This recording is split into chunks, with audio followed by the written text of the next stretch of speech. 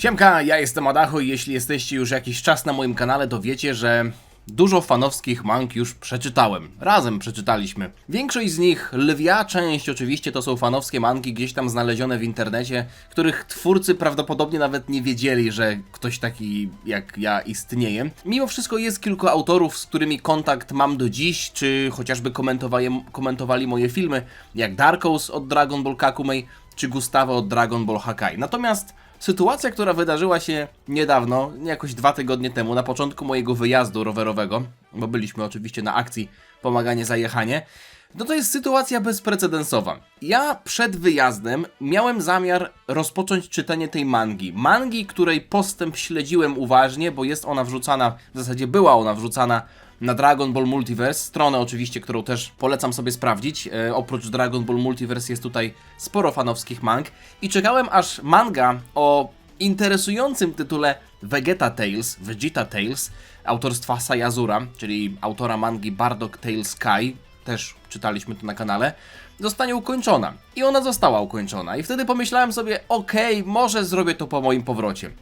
Pierwszego dnia mojego wyjazdu Sayazur napisał do mnie maila, w którym podlinkował mi swoją mangę i powiedział, w zasadzie przedstawił się, powiedział, że jego najnowszy komiks, czyli właśnie opowieści Vegety, tak można to przetłumaczyć na polski, jest ukończony i się kolega Sayazur zastanawiał, czy ja nie miałbym ochoty przeczytać tego, bo oglądał moje filmy z Bardock Tale Sky i bardzo mu się podobały. Jestem zaszczycony, zwłaszcza biorąc pod uwagę, że Bardock Tale Sky to była świetna manga pod kątem fabularnym. Sayazur bardzo umiejętnie łączył w tamtej historii nowego Bardocka, starego Bardocka, Dragon Ball Super Broly, mangę Dragon Ball Super i wydarzenia, powiedzmy, które nie zostały jeszcze zekranizowane. Sporo różnych dzieł, film z Coolerem, sporo różnych dzieł połączył i zrobił to w tak sprawny sposób, że jeśli nie czytaliście tamtej mangi, to też wam polecam. Oczywiście możecie to zrobić sami na stronie Dragon Ball Multiverse, albo jeśli chcecie, to obejrzyjcie moje filmy. Playlista jest rzecz jasna na moim kanale. Ale dzisiaj zajmujemy się historią, która ma nieco ponad 6 rozdziałów, bo ten 7 z tego co kojarzę jest dość krótki. I te rozdziały też same w sobie nie są szczególnie długie, więc nie wiem, czy dzisiaj przeczytamy 1 czy 2. Ten pierwszy odcinek może być nieco dłuższy ze względu właśnie na wstęp, który jak widzicie jest dość obszerny. To jest jedyna strona, którą widziałem, bo chciałem sobie dostosować kadr. No i jak widzicie, spis rzeczy, które są albo nie są kanoniczne dla tej historii. Oczywiście 42 tomy mangi. Filmy klasycznego Dragon Balla się nie pojawiły, Battle of Gods się nie wydarzyło i tylko manga jest brana pod uwagę, no bo manga Dragon Ball Super też jest brana pod uwagę. Jest sporo tych rzeczy. Jeśli chcecie, możecie to sobie przeczytać, ale przy jednej rzeczy się zatrzymam. Bardock Tale Sky jest kanoniczne. Jestem ciekaw, czy to będzie miało duży wpływ na tę historię, ponieważ ta historia, mimo tego, że ona nie zmieniała jakoś szczególnie konkluzji, w sensie historia Goku, Bardocka i tak dalej zakończyła się tak, jak się zakończyła, ale dodała trochę głębi temu, co Bardock robił przed tym, jak Frieza zniszczył planetę Vegeta. Sayazur tutaj postanowił wypisać nam wszystko i jeszcze więcej, jeśli chodzi o rzeczy kanoniczne i niekanoniczne, a kurier dzwoni. Przyjechał stretch do pakowania paczek za licytację z Pomagania za jechanie. Nie wiem, czy one się skończyły, nie wiem, kiedy wrzucam ten film, ale wracając do mangi, przejdźmy może do historii, co? Jeśli chcecie sobie zobaczyć, co jest kanoniczne, co nie. Zastanawia mnie tylko to, że film z Bojackiem jest kanoniczny, więc może będzie tutaj jakaś kwestia Bojacka. Cześć wszystkim! Cieszę się, że wróciłem dla was z nową historią. W przeszłości zajmowaliśmy się historią Bardocka. Teraz czas, by odkryć zaginiony rozdział Dragon Balla. Czas, w którym skupimy się na księciu Vegety. Bardzo ciężko odpracowałem, żeby przynieść wam historię, którą włożyłem sporo serca. Wracamy do korzeni z opowieściami, wziętymi w cudzysłów. I Broly Final War. Tej mangi akurat nie czytałem, ale słyszałem ten tytuł. Wygląda na to, że tutaj mamy jeszcze jakąś mangę, która powstała po Bardock Tale Sky. I Sayazur pisze, że wziął pod uwagę zdanie czytelników. Chciałbym podziękować wszystkim ludziom, którzy pomogli mi z tym komiksem. Zwłaszcza Salagirowi i mojemu przyjacielowi. O! Thibaut de Boom! Jaką mangę pisał Thibaut de Boom? Tybalt Eksplozja? Czy Tybalt Eksplozja nie robił Wrath? Dragon Ball Wrath? Przecież czytaliśmy mangę autorstwa Thibaut de Boom. Nawet się śmiałem, że ma zabawne nazwisko. W sensie The Boom. The Boom! Eksplozja, Tybalt eksplozja. No dobra, Zenbu akurat nie znam. Tak, francuski aktor głosowy, który zmarł w zeszłym roku. My w Polsce, może Sayazur będzie o tym wiedział, może nie. My w Polsce wychowaliśmy się w większości na dubbingu francuskim, ze względu na to, że u nas w telewizji taki właśnie leciał. Leciał francuski dubbing, więc my znaliśmy nawet nie japońskie, ani nie angielskie, ani nie polskie głosy, tylko właśnie francuskie i był polski lektor. Więc dla nas francuskie głosy aktorów z Dragon Balla są też kultowe, w jakimś na pewno stopniu, także bardzo miło, że tutaj też taki hołd został złożony. No dobra. Wow, co to jest za okładka Vegeta na motorze, jak Cooler na tych memach z Dokana, że wykręca tam 40 centyliardów damage'a. Vegeta na ziemi. Co to jest w ogóle za historia? No z tego co kojarzę, to mamy osadzone to mniej więcej właśnie w sadze androidów, bo widziałem, że to jest ten moment, kiedy Vegeta trenował albo osiągał Super Saiyanina. Te 3 lata przed przylotem androidów. Myślę, że to może być to. Chyba nawet w ten sposób została opisana ta manga, co Vegeta robił przed przylotem androidów. Po uratowaniu Ziemi w wielu okazjach, Son Goku, Saiyanin wychowany na Ziemi, stał się legendarnym Super Saiyaninem. Po długiej i wyczerpującej bitwie pokonał tyrana Freezę na planecie Namek. Później, przeżywszy, wrócił na Ziemię i dołączył do swojego... Ojca? Tyran wrócił. Ja się zastanawiam, Goku wrócił, żeby dołączyć do swojego ojca i się zemścić? Bardock się chciał zemścić na Freezie? Przecież Freeza już w tamtym... Okej, to Freeza chciał wrócić na Ziemię i dołączył do Króla Colda, żeby się zemścić, ale został pokonany przez tajemniczego Super Saiyanina. Kiedy Goku przyleciał, 2 mężczyzn przetestowało swoje moce.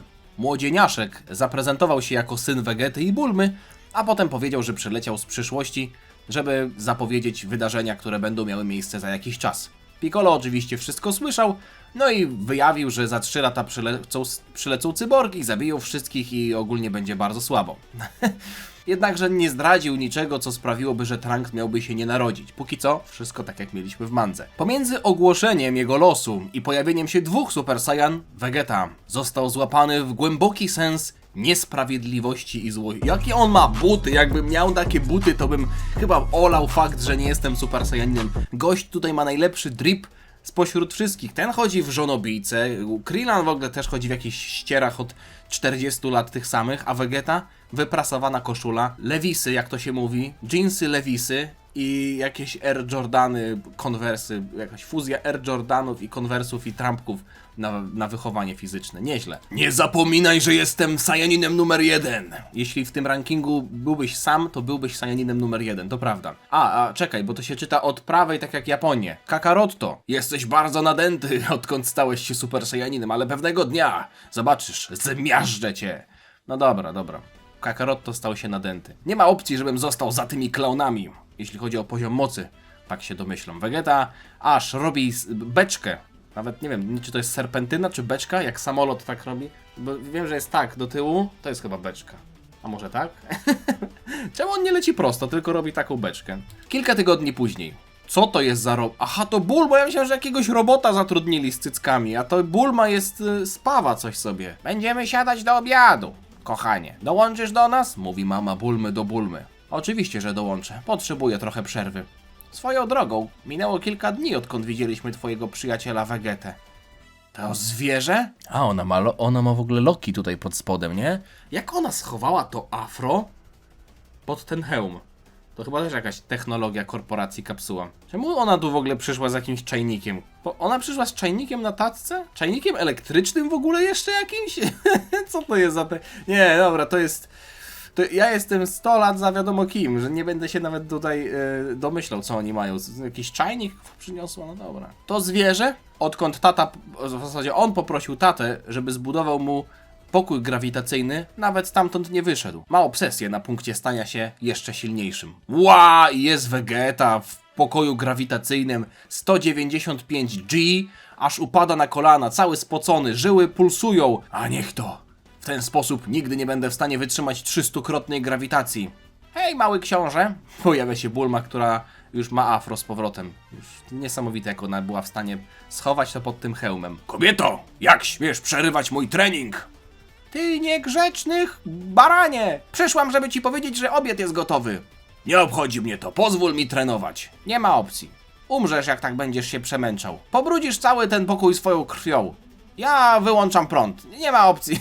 Odłączam ci kabel od internetu. Włączę prąd z powrotem, jak zjesz z nami. Co za złe maniery, mówi Vegeta. No tak, przyganiał kocioł garnko. Nie wierzę, że jest tutaj normalnie obiad rodzinny z Vegetą brudnym, ale on jeszcze nie jest gotowy, musi się umyć. O, no w końcu. Vegeta przychodzi bez koszulki, śmierdzący. Alpha Energy. Alpha Energy. Ja pierdzielę, śmierdzisz! Szybko, idź pod prysznic, zanim usiądziesz z nami do obiadu. Musisz się wyczyścić. Ty przebrzydła dziwko! Mógłbym cię zniszczyć tutaj przed wszystkimi za ten afront. Dobra, a ja mogę zniszczyć ten twój pokój grawitacyjny, jeśli się nie wyczyścisz. Więc idź, szybciutko. Hop, hop. Ale tutaj reklama Xiaomi normalnie. Head and Shoulders. Co to w ogóle jest? Jeszcze te bąbelki wirujące w tle. Vegeta umył swoją głowę i... Jezu, nie, czekajcie, kurwa, Krzysiu jem zupę. Przecież to jest normalnie Krzysiu z Mielna.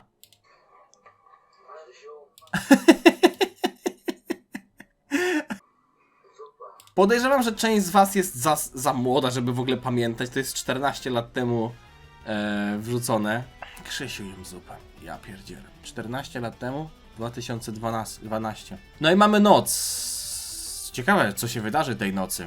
A nie, Vegeta po prostu jeszcze się martwi. Ciekawe, czy będzie tutaj wątek miłosny Bulmy i Vegety. Pewnie tak. Naprawdę myślicie, że jesteście lepsi niż książę Saiyan? Ja wam pokażę, kto dominuje. Była chyba taka scena w Dragon Ballu Z, że jemu się śniły takie rzeczy, nie? Była sytuacja, że Vegeta miał koszmar i śnili mu się Saiyanie i on nawet chyba był goły w tym śnie. Ale to był filler w anime Dragon Ball Z.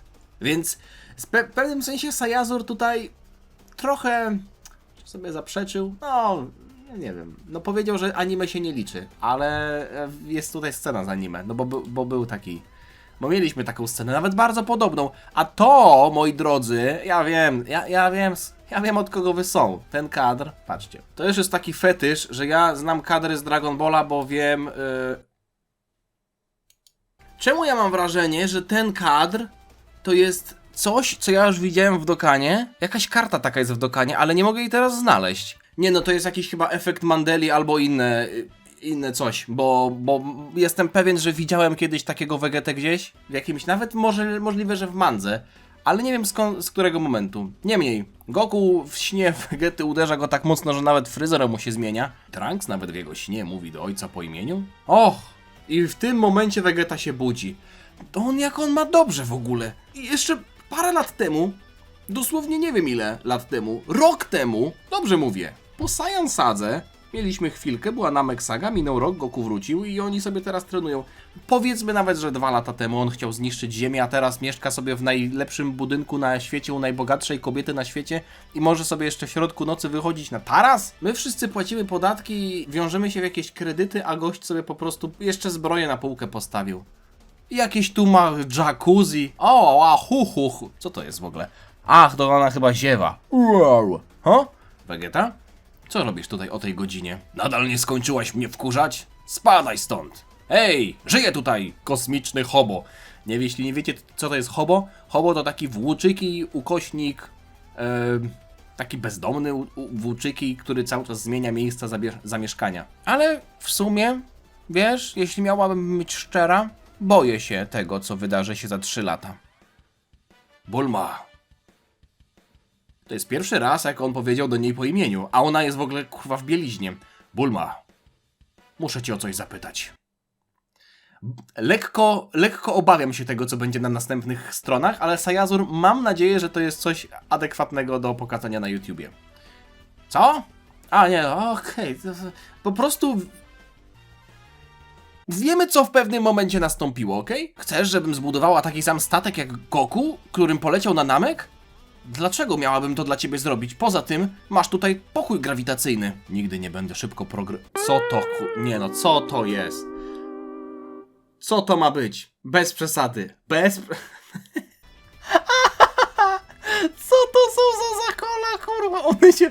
Jak może się włos zaczynać aż tu? To jest niemożliwe, co jest grane? To już jest jakaś parodia. Gdyby on żył w prawdziwym życiu, to byłby... On byłby w zoo, jeśli tutaj zostanę. Nie będę szybko progresował. Muszę walczyć w niebezpiecznym środowisku, żeby stać się silniejszym szybciej. A, rozumiem.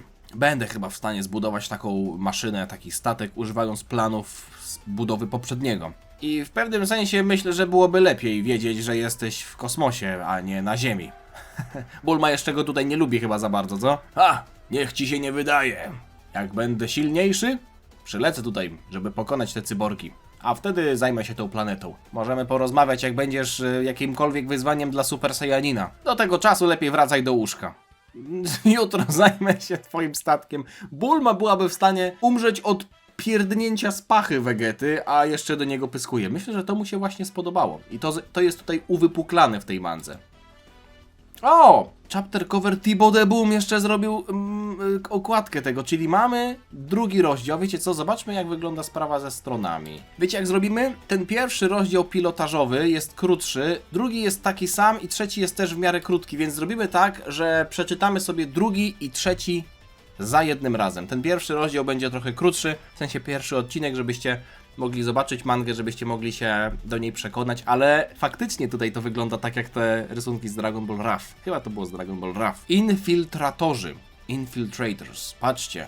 Mamy tutaj króla Vegetę z dwoma rodzajami zbroi, bo mamy nową zbroję Vegety z Dragon Ball Super Broly i tę, którą miał w Dragon Ballu Z, więc być może jest to takie nawiązanie do dwóch wersji małego Vegety. Natomiast widzieliśmy też w Bardock Tale Sky, że Sayazur jest w stanie łączyć te historie.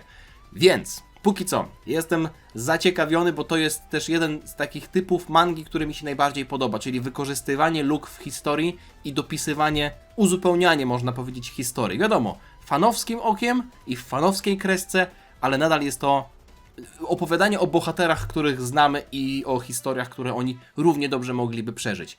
Dziękuję Wam za oglądanie, oczywiście linki do autora wkleję w opis. Mam nadzieję, że Wam się podobało. Zostawcie lajka, zostawcie suba, żeby niczego nie przegapić i widzimy się niebawem. Czekam na Wasze opinie, jak Wam się podoba. Ja na pewno będę czytał to dalej, bo mi się podoba. Niczego innego się nie spodziewałem po tym autorze. Miłego dnia. Dziana!